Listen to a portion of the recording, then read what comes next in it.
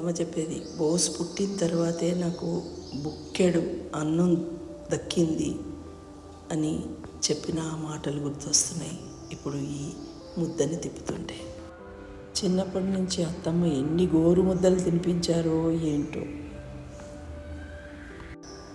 అమ్మ ఉన్నా లేకపోయినా ఆవిడ్ని గౌరవించడం మన సాంప్రదాయం. మనకి ఆకలేస్తే ఎవరైనా అన్నం పెడతారు, కానీ అమ్మ పెట్టిన చనుపాలు ముద్ద ఈ ప్రపంచంలో ఎవ్వరూ పెట్టలేరు. ఎవరి పనులలో వాళ్ళు బిజీగా ఉంటూ జీవితాన్ని గడిపేస్తాం.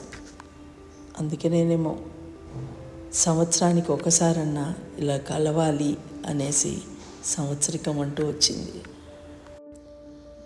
అత్తమ్మ పొట్టలోంచి వచ్చిన తన పిల్లలు భోజనం తింటుంటే ఆవిడ తింటున్న ఫీలింగే కలిగింది నాకు. అందరూ కలిసి ఇలా కూర్చుని భోజనం చేయడం ఆవిడకి చాలా ఇష్టం. ఇప్పుడు బోస్ గారు తన తోబుట్టువులని మీకు పరిచయం చేస్తారు. పేరు రాజేంద్ర, మేము పెద్దన్న అంటాం, అందరికంటే పెద్ద. మేము నలుగురం అన్నదమ్ములు, ఒక అక్క.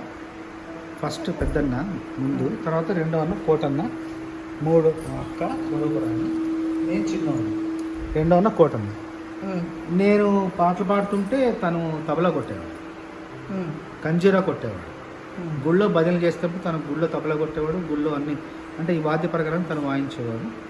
చక్కగా మేము ఒక కాంబినేషన్ లాగా ఉండేది. మేము పాడుతుంటే అన్న తబలా కొట్టడం. ఈ అన్న ఏంటంటే చిన్నప్పుడు పాటల పుస్తకాలన్నీ సేకరించి పర్కాలకి వెళ్ళి, మా ఊరు నుంచి పర్కాలు ఉంటుంది, టౌన్ లాగా ఉంటుంది అది, అక్కడికి వెళ్ళి పాటల పుస్తకాలు తెస్తే పాటల పుస్తకాలను బైండింగ్ చేసి చక్కగా బైండింగ్ చేసి పుట్టి ఏ హీరోకి ఆ హీరో పుస్తకాలకి పక్కన బైండింగ్ చేసి నాకు ఇంట్లో పెడితే నా పుస్తకాలు చదువుకుంటూ సాహిత్యం చదువుకుంటూ చక్కగా నేను జ్ఞాపకం చేసుకుని బట్టి కంఠస్థం చేసి పాడేవాళ్ళం. అట్లా ముగ్గురం అంటే ఒకరు ఇష్టాలను ఒకరు ఇష్టపడి, ఒకరి ఇష్టాలను ఒకరు గౌరవించి, ఇంకా అభిరుచులను ప్రేమించి అట్లా నేను పాడుతున్నానంటే తను అలా చేసేవాడు పాట అట్లా అందరం కూడా కలిసికట్టుగా ఒక సాహిత్య వాతావరణం కానీ, ఒక కళా వాతావరణం, సాంస్కృతిక వాతావరణం ఇంట్లో ఎప్పుడూ ఉండేది. బాపు అమ్మ కూడా మేము పాటలు పాడుకుంటే అనేవాళ్ళు ఏం కాదు. చిన్నప్పుడు ఇది గుళ్ళో పాడేది నేను పాట, భజనలో ఇది ఎక్కువ పాడేది. మాకు మాణిక్యయ్య గారు అని అయ్యగారు ఉండేవారు, ఆయన కూడా బాగా ప్రోత్సహించేవారు. ఈ పాట పాడుతుంటే చాలా ముచ్చటపడేవారు నన్ను చూసి. ఆ పాట ఇప్పుడు నేను పాడుతుంటే మా అన్న అప్పుడు చిన్నప్పుడు తబలా కొట్టేవారు. మళ్ళీ అదే సన్నివేశం. గుడిలోపలి దైవమా, గుడిగట్టిన దీపమా, గుడిలోపలి దైవమా, గుడిగట్టిన దీపమా, మల్లెల చితిలో వెన్నెల మంటను రగిలించడం న్యాయమా ధర్మమా, గుడిలోపలి దైవమా, గుడిగట్టిన దీపమా, మల్లెల చితిలో వెన్నెల మంటను రగిలించడం న్యాయమా ధర్మమా, గుడిలోపలి దైవమా, గుడిగట్టిన దీపమా.